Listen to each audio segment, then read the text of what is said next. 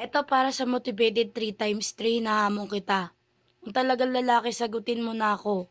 Ibigay mo ng matamis mong oo ko talagang mahal mo ako sa maraming tao.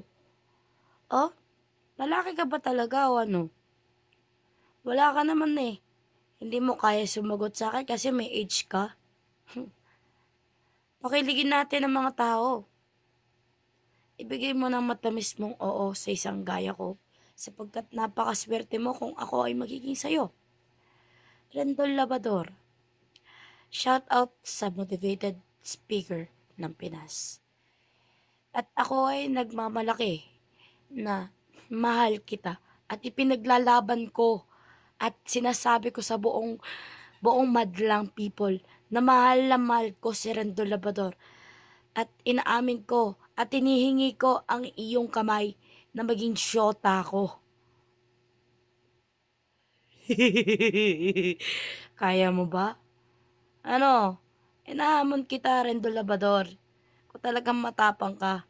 Sige nga, sagutin mo nga ako ng oo kung ako mahal mo. Ano?